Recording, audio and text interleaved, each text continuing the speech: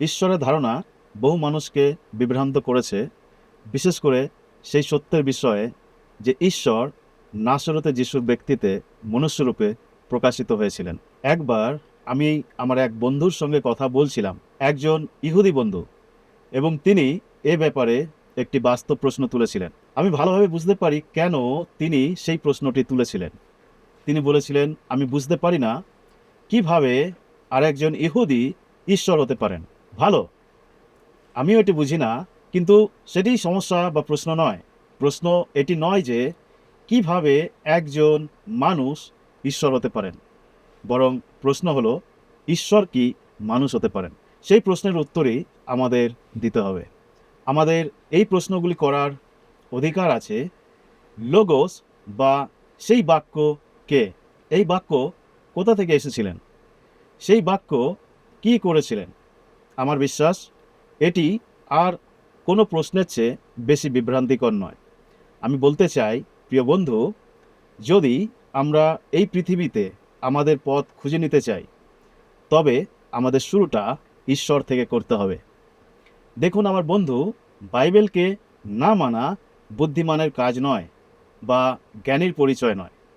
আমি বিশ্বাস করি বাইবেলই ঈশ্বরের কাছে যাওয়ার একমাত্র পথ। প্রকৃত সত্য হলো, জীবনে আপনি যে সবচেয়ে বুদ্ধিদীপ্ত সিদ্ধান্ত নিতে পারেন তা হলো বাইবেল যেমন সেটিকে ঠিক সেরূপ গ্রহণ করা, অর্থাৎ ঈশ্বরের বাক্যরূপে গ্রহণ করা। ঈশ্বরের বাক্যের প্রতি আপনার বিশ্বাস আপনার বিচার বুদ্ধির ক্ষেত্রে অসাধারণ দরজা খুলে দেবে। সত্যের সম্পূর্ণ নতুন ক্ষেত্র আপনার সামনে উন্মুক্ত হবে। যখন আপনার ঈশ্বরের বাক্যের প্রতি সরল বিশ্বাসের দ্বারা আপনার বিচার বুদ্ধির দরজা আপনার সামনে খুলে যেতে দেখবেন, তাহলে কেন নিজেকে এই মহান সুযোগ থেকে বঞ্চিত করবেন? যখন আমি যোহনের সুসমাচারটি পুনরায় পড়া শুরু করি, আমি একটি গুরুত্বপূর্ণ শব্দ লক্ষ্য করি। শব্দটি হলো বাক্য। আদিতে বাক্য ছিলেন। কিছু লেখক আমাদের জানান যে গ্রিক শব্দ লোগোস এই অংশে একটি বিশেষ তাৎপর্য গ্রহণ করে। বাইবেল এ বিষয়ে যা প্রকাশ করে তা আমরা একবার উপলব্ধি করতে পারলে আমাদের কাছে একটি মহৎ জ্ঞানের দ্বার উন্মুক্ত হবে। লোগোস শব্দটির মধ্যে গভীর অর্থ নিহিত আছে। তাই আমার বার্তার শিরোনাম হলো লোগোস, ঈশ্বর। চলুন আমরা যোহন 1:1-5 এই 5টি পদ পাঠ করি। আদিতে বাক্য ছিলেন এবং বাক্য ঈশ্বরের কাছে ছিলেন এবং বাক্য ঈশ্বর ছিলেন। তিনি আদিতে ঈশ্বরের কাছে ছিলেন। সকলই তাহার দ্বারা হইয়াছিল। যা হইয়াছে তাহার কিছুই তাহা ব্যতিরেক হয় নাই। তাহার মধ্যে জীবন ছিল এবং সেই জীবন মনুষ্যগণের জ্যোতি ছিল, আর সেই জ্যোতি অন্ধকারের মধ্যে দীপ্তি দিতেছে, আর অন্ধকার তাহা গ্রহণ করিল না। এই 5টি পদে লেখক সেই বাক্য সম্পর্কে 3টি মৌলিক বিবৃতি তুলে ধরেন, যা আমাদের আরও গভীর উপলব্ধির দিকে নিয়ে যায়। আমাদের চোখের সামনে সেই মহান সত্যের দরজা উন্মুক্ত হয়। প্রথম বিবৃতি, সেই বাক্যই ঈশ্বর। এটি একটি মৌলিক বিবৃতি। লেখক এই সত্যকে সমর্থন করেন এই বলে যে সেই বাক্য আদি থেকেই ছিলেন। অন্যভাবে বললে, কখনো এমন সময় ছিল না যখন সেই বাক্য বিদ্যমান ছিল না। এটি এই সত্যকে জোর দিয়ে এই বিষয়টিকে নির্দেশ করে যে সেই বাক্য অনন্তকাল স্থায়ী। আমরা মানবজাতি সময়ের সীমায় আবদ্ধ। মিনিট, ঘন্টা, দিন, সপ্তাহ, মাস, বছর ও শতাব্দীর মধ্যে। তাই অনন্তকাল স্থায়ী শব্দটি আমাদের বোধগম্য হওয়া কঠিন, কিন্তু সেই বাক্যই ঈশ্বর, কারণ তিনি আদি থেকেই ছিলেন। এটি এই বিবৃতিটির প্রমাণ। সেই বাক্যই যে ঈশ্বর, লেখক তার এই বিবৃতিতে আরও সমর্থন করেন এই বলে যে বাক্য ঈশ্বরের কাছে ছিলেন।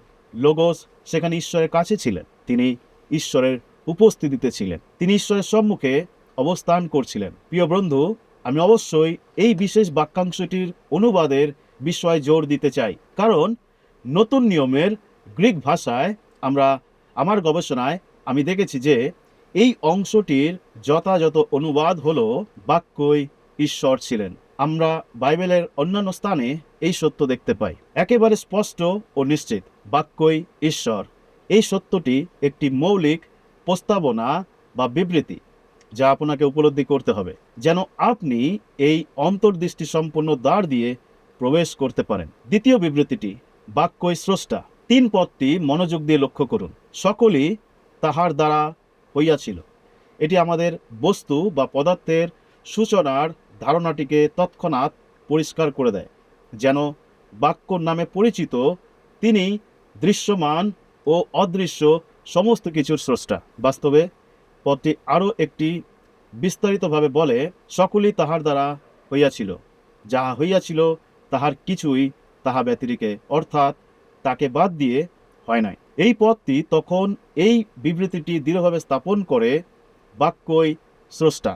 যদি আমরা আদি পুস্তকের 1 অধ্যায় যাই, তবে আমরা দেখতে পাই কিভাবে ঈশ্বর আকাশমণ্ডল ও পৃথিবী সৃষ্টি করলেন। তিনি সমস্ত কিছু সৃষ্টি করলেন, তিনি সব সৃষ্টি করলেন।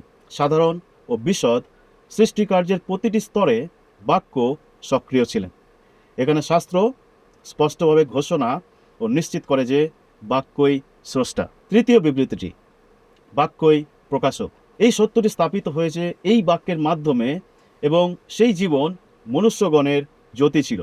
মানব জাতির মধ্যে চিন্তা, ক্ষমতা, যুক্তিবোধের উৎস হলো সেই আলো। আমরা একে যুক্তির আলো বলে থাকি। এবং ঈশ্বর আমাদের এমনভাবে সৃষ্টি করেছেন যে আমাদের মধ্যে এই যুক্তির আলো বিদ্যমান। তার মধ্যে, অর্থাৎ বাক্যের মধ্যে জীবন ছিল, এবং কোনো অন্ধকার কখনোই সেই আলোকে বশীভূত করতে পারেনি। অন্ধকার কখনো তা জয় করতে পারেনি। এই আলোকে নিভিয়ে দেওয়ার জন্য অনেক চেষ্টা করা হয়েছে, কিন্তু তিনি যেহেতু প্রকাশক, তাই আলো এখনো জ্বলছে। বাক্যই প্রকাশক, এটি আমাদের তৃতীয় বিবৃতি, যা আমাদের বোঝার জন্য একটি মহান দ্বার খুলে দেয়। এই 5টি পদে, এই 3টি মৌলিক বিবৃতির দ্বারা আমরা স্পষ্ট দেখতে পাই যে কে সেই লোগোস। তিনি ঈশ্বর, তিনি স্রষ্টা, তিনি প্রকাশক। তাই আসুন আমরা প্রার্থনা করি। সর্বশক্তিমান পিতা ঈশ্বর, আমরা তোমাকে ধন্যবাদ দিই, আজকে সুন্দর দিন তুমি দিয়েছ। বিশেষ করে যে বাক্য রূপে তুমি এই পৃথিবীতে এসেছিলে, তুমি আমাদের মধ্যে বসবাস করেছিলে। তুমি চেয়েছো প্রভু যেন আমরা সেই মহান সত্যকে জানি। তুমি জ্যোতিরূপে এই পৃথিবীতে তুমি এসেছ, যেন সেই জ্যোতির দ্বারা অন্ধকারকে দূর করা যায়। প্রভু, তুমি মানব জাতির মধ্য থেকে সেই অন্ধকারকে তুমি দূর করো, যেন তোমার গৌরব, তোমার মহিমা হতে পারে, সকলে তোমার বিষয় জানতে পারে। ছোট প্রার্থনা মুক্তিদাতা প্রভু যীশু খ্রিস্টের নামে চাই, আমেন।